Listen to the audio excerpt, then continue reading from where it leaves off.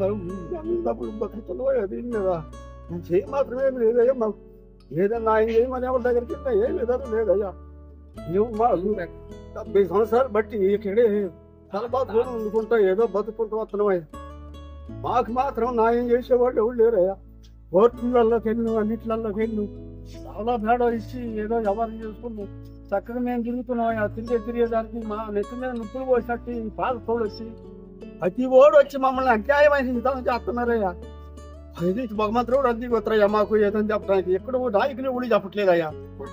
దయచేసి నాకు న్యాయం గురిస్తే మా భార్య బిడ్డలు మొత్తం మేము బతుకుంటామయ్యా. లేకుంటే సుక్కలు వేసుకొని చచ్చిపోయే పరిస్థితులు చేసినాయ్యా. మాకు చెప్పే నాయకులు ఎవరు లేరయ్యా. దయచేసి మాకు ఈ న్యాయం చేసి కూర్చిపెట్టిండయ్యా. లేకుంటే మా కుటుంబాలు మొత్తం రోడ్డు మీద చడుకొని తిన్నా మాకు పోతున్నారయ్యా. మొత్తం వండుకునే కొండలో తడకలో గిడకలు మొత్తం పీకేసేసి రాత్రులు తీసుకొని మొత్తం జటాలు మొత్తం తీసుకొచ్చారయ్యా. కర్రలతో కథాలతో వచ్చారు. వచ్చేసేసి రాత్రులే తీసుకెళ్ళి ఫారెస్ట్ వాళ్ళు వాళ్ళ గోడంలో పెట్టుకున్నారయ్యా. డిక్లేర్ అయ్యి మీదే ఆయన వచ్చింది, అన్ని చోట్ల వచ్చినాయ్యా. ఇక్కడ చేసే న్యాయం మాత్రం ఇట్లా చేస్తున్నారయ్యా.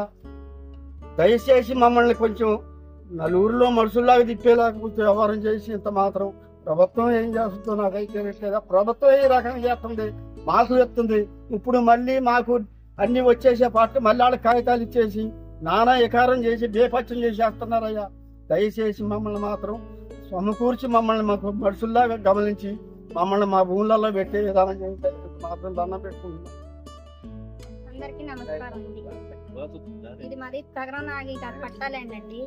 ఆయన గారు ఆయన మనవడు తాత ఆస్తి మనవడికి హక్కు ఉండేది కాబట్టి మా హక్కు మీద మేము పోరాడుతున్నామండి. 30 సంవత్సరాలు బట్టి మాకు అన్ని ఎవిడెన్స్ ఉన్నాయండి. కలెక్టర్ ద్వారా కూడా మా ఎవిడెన్స్ ప్రకారం మేము నడుచుకుంటూ వస్తున్నామండి. గత 10 సంవత్సరాల క్రితం ఎట్టే డిఎం సాబు రేంజర్ గారు వీళ్ళిద్దరు మా మీదకి దౌర్జన్యానికి వచ్చారండి. అప్పుడు నేను ఒక్కదాన్నే ఉన్నా. ఆ రోజు 100 మంది డిపార్ట్మెంట్ తో తీసుకొని వచ్చినా గానీ అయ్యా నేను పోరాడానండి. సార్ అందరూ వచ్చి కూడా పైనుండి మాకు అన్ని ఉన్నాయని చెప్పి డిఎస్పీ సార్ వచ్చి చెప్పారండి. అన్ని ఏ తరపునే వచ్చినాయి, మీరు వాళ్ళ దగ్గరికి వెళ్ళొద్దని చెప్పి ఒకసారి చెప్పి వెళ్ళాక మెదలకుండా వెళ్ళిపోయారండి. అప్పుడు కూడా అట్టే తడకలు అన్ని తీసుకొని వెళ్ళిపోయారండి. ఇది సివిల్ మ్యాటర్ కోర్టు ద్వారా చూసుకోమని మేము ఎన్నిసార్లు చెప్పినా గానీ వీళ్ళు ఒక దళితులు, వీళ్ళు మమ్మల్ని ఏమీ చేయలేరు, మేము ఒక అధికారంలో ఉన్నాం కాబట్టి వీళ్ళు ఏం చేసినా గానీ అట్ట పడి ఉంటారన్న అధికారంతో వాళ్ళు మమ్మల్ని ఎన్నో ఇబ్బందులు పెడుతున్నారండి. 17 పంపించారండి. మాకు 27వ తారీఖు జడ్జిమెంట్ ఉందండి. కనీసం మేము వేసిన దానికి వాళ్ళు కోర్టు ద్వారా కౌంటర్ అన్న ఇచ్చి మాకు సమాధానం చెప్పకుండా నైట్ 12 గంట ఆ టయాన్ని వచ్చి మా తెడకలో కొండలో మేము వండుకునే సామానన్ని ఆటోలో వేసుకొని అంటే ఏ మాత్రం ఇదో ఒకసారి చెప్పండి అండి. అంటే వీళ్ళు దళితులు, మేమేం చేసినా వీళ్ళు మమ్మల్ని ఏమి చేయలేరు అని మమ్మల్ని ఇట్లా ఇబ్బంది పెట్టడం ఎంత మట్టి కరెక్ట్ ఒకసారి ఆలోచించండి. వాళ్ళు ఒక పొజిషన్ లో ఉండి మమ్మల్ని ఏడ్పిటి ఏ మాత్రం న్యాయమో మా అందరి దయించి ప్రభుత్వం ద్వారా మాకు న్యాయం జరిపిస్తారని మీ అందరినీ మనస్ఫూర్తిగా కోరుకుంటాం. నా పేరు తగరం శ్రీన్ అండి. తగరం నాగ మనవడు, కథ కుమారుడు కొడుకుని. మా తాతగారు పట్టాదారు మా నాన్న పాట పడుకుంటా జీవితాలను వెళ్ళేస్తున్నారు. అయినా అప్పుడేం గుర్తించలేదు. నేను గత 20 సంవత్సరాలు బట్టి ఇక్కడికి వచ్చి నానా ఎక్సాలు తీసుకుని నానా పాటలు పడుకుంటున్నా, ఏదైతే ఇబ్బందులు పడుకుంటూ ఉంటూనే ఉంటా. ఎటువంటి సహకారం నాకు లేకపోయినా ఈ సిచ్యువేషన్ లో డిఎస్పీ సార్ కంప్లైంట్ పెట్టేస్తాను. నేను గడపలో శ్రీనివాస్ గారు ఉన్నప్పుడు డిఎస్పీ సార్కి ఇక్కడ నుండి రెస్పాన్స్ కొడితే వచ్చి కాగితాలు మొత్తం చూసి పరిశీలించి వాళ్ళని కూడా రికార్డు తెమ్మన్నారు. సత్పోల్ట్ చేస్తారు. అప్పుడు వచ్చి కాగితాలు పరిశీలించి చూసి ఈ కట్టి ఎటువంటి ఆధారం లేదు కదా, మీరు కాంపౌండ్ కట్టుకోవాలి సార్, మీకు దానాలు అయితే దానం ఏదంటే కోర్టులో ఉందన్నారు. ఇప్పుడు తెస్తారని 3 రోజులు తెస్తానన్నారు. 3 రోజులు తెస్తానని చెప్పి అప్పుడు రాదు సార్ సి గారు చెప్పిన మాదిరి అర్ధాంతరంగా 3 రోజులు పర్మిషన్ అడిగి వచ్చి మొన్న పోలింగ్ వెళ్ళారు. ఆ తర్వాత నేను డిఎస్పీ తీసుకొచ్చి కొడితే వచ్చారు. అప్పుడు నా కాగితాలు పరిశీలన చూసి ఎఫ్ఆర్ఓ శ్రీనివాసరావు గారిని, గార్డు రమేష్ గారిని వార్నింగ్ ఇచ్చేలారు. మీకు ఎటువంటి ఆధారాలు లేవు, 8 సంవత్సరాలు మీరు దానం ఉందన్నా దానం రాలేదు, అర్ధాంతరం కూర్చారు అని చెప్పి చీఫ్ గార్డులు పెట్టారు. నేను ఒక్కడనే ఇటు ఇళ్ళ నాకు సహకారం లేదని మా ఊళ్ళో నిరుపేదలు 8 నిస్సాయులు, ఎటువంటి ఆధారం లేదు. మేము 60-70 మంది మా జీవితాధారం వెళ్ళాలి దీని మీద. మాకు ఉన్నది కూడా ఇదే, ఏ మాత్రం భూములు కూడా లేవు. లేడీసే ఉన్నారండి మా ఫ్యామిలీలో, మొత్తం లేడీసేనండి. నేను పెద్ద నడిపోయిన కొడుకు అశోకు, నేను పెద్ద అయిన కొడుకుని, ఇంకొక ఆయన దాసు చిన్న ఆయన కొడుకు. మేము ముగ్గురు అండి మగవాళ్ళం. మొత్తం మిగిలినోడు ఒక 7 మంది ఆడవాళ్ళే అండి సంతానం. మా మేనత్తలు వీళ్ళు మొత్తం ఉంటారండి. దీనికి అట్టు కాదండి. కాకపోతే రేంజర్ గారు నిన్న మన ఫీల్డ్లో ఉండి కూడా ఇంత కఠినంగా మూర్ఖంగా నైట్ 12 గంటలకు వచ్చి యాపను తీసుకొచ్చి మొత్తం తీసుకెళ్ళటం యాపాటి కట్టో నాకు ఏం అంతు పట్టట్లేదు. నాకు కోర్టు నుండి 30 సంవత్సరాల బట్టి అన్ని రికార్డులు నాకు సక్రమంగా ఉంటున్నాయి. ఎక్కడికి వెళ్ళినా కానీ స్టేషన్కి వెళ్ళినా కానీ చూస్తున్నారు, పరిశీలించి పంపిస్తున్నారు. నేను రిజిస్ట్రేషన్కి జడ్జిమెంట్లు వచ్చినాయి, నాకు జడ్జిమెంట్, నాకు కోర్టు ఆర్డర్లు వచ్చినాయి.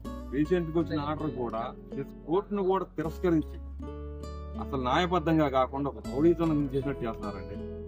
వాళ్ళ వ్యాపారంగా 100-150 మంది వస్తున్నారు, మేము 5 వస్తున్నాం.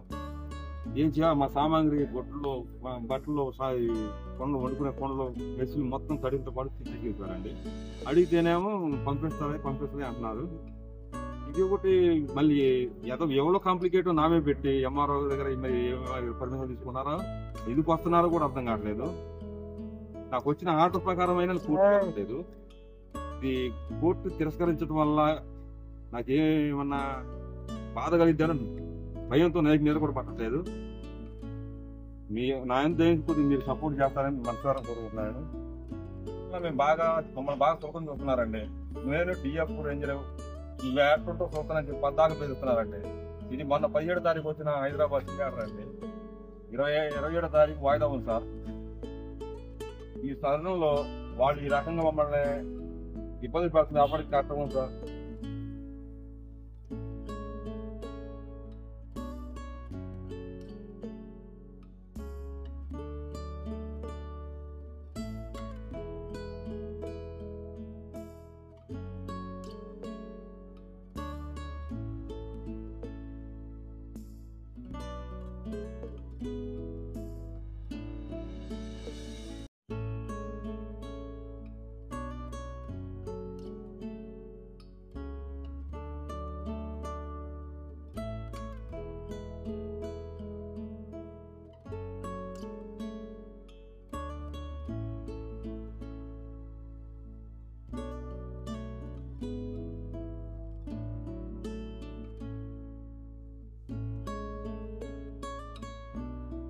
ఏమండి, మేము కొన్న భూమి తగరం నాగేది.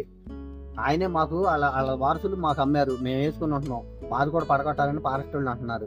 అసలు వాళ్ళకి ఏ సంబంధం లేదండి. కోర్టులన్నీ మాకే తీర్పిచ్చినాయి. రిజిస్ట్రేషన్ కూడా మాకు అయినాయండి తగరం నాగే వారసులు చెప్తే. ఇది ఫారెస్ట్ వాళ్ళు దౌర్జన్యంగా వచ్చి అర్ధరాత్రి పూట మా ఇల్లు కూడా పడగొడతానని మొన్నటి నుంచి బాగా తిరుగుతున్నారు. 150 మంది దాకా.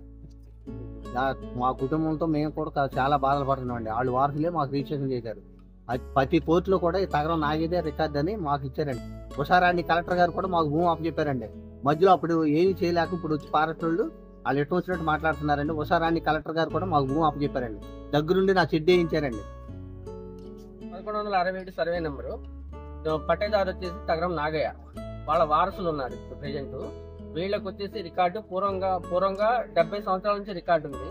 ఫారెస్ట్ ఆక్రమణ చేసుకొని వీళ్ళ భూమిని క్వార్టర్స్ చెక్ పోస్ట్ అనేది ఒక పెట్టేసి వీళ్ళని రానియకుండా చేశారు. వీళ్ళు తెలుసుకొని పట్టా భూమి తగరం నాగయ్యది అని చెప్పి ఆల్రెడీ కోర్టులో వేశారు. కింద కోర్టు నుంచి జిల్లా కోర్టు, హైకోర్టు అన్ని తగరం నాగయ్య వారసులకి అనుకూలంగా వచ్చినాయి.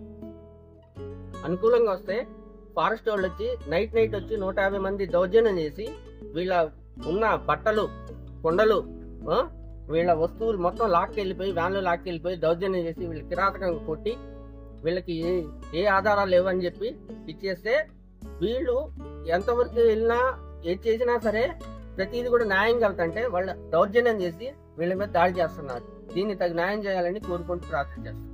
మనం అది అసలుపేట అండి, అది ఎనబందులు పెట్టాలండి. అది తోట షాపు దగ్గర తిరుపతి దగ్గర అద్దె తీసుకుంటున్నాను. 2004 నుంచి నాకు అనిపించారు.